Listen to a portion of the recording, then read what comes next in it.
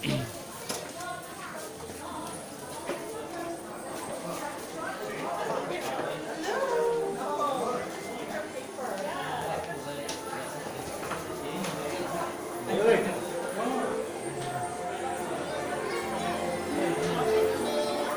come on.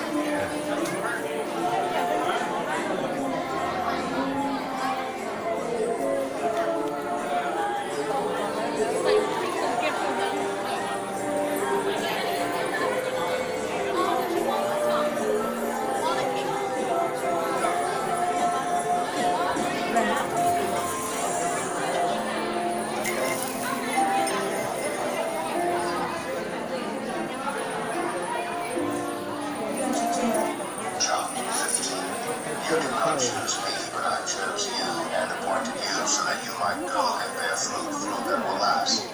And so that whatever you ask in my name, the Father will give you.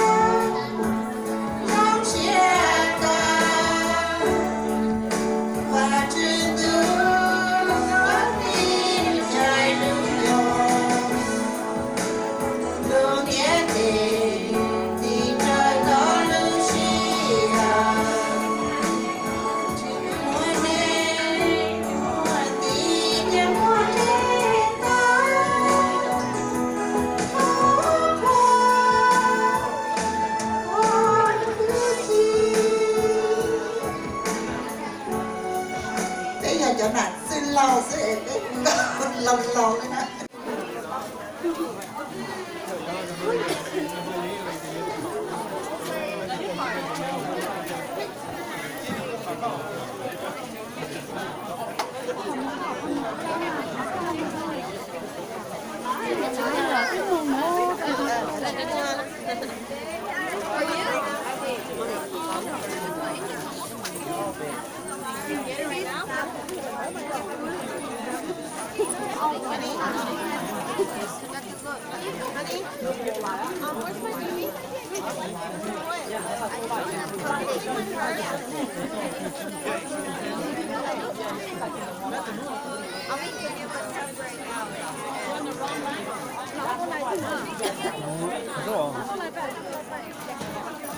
All the things.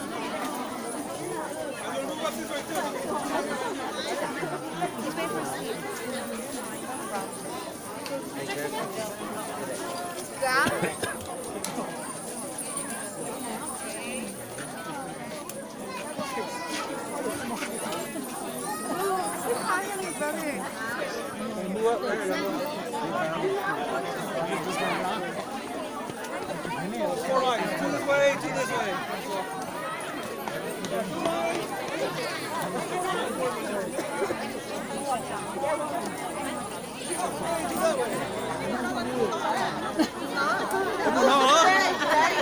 Okay, let's all of them.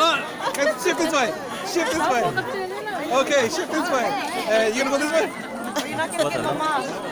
Shift this way. First, okay, go shift shift this way. Để cho nó có sao đấy à? 안 뽑아. 나보다 나아?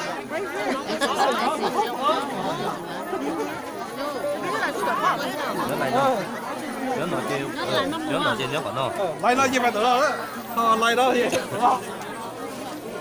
mình nhắn lúc nào là gì đây sắp gọi sắp rồi đó mà sắp rồi ấp đó không được rồi nè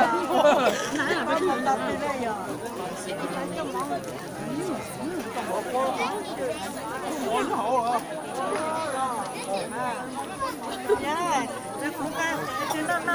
hả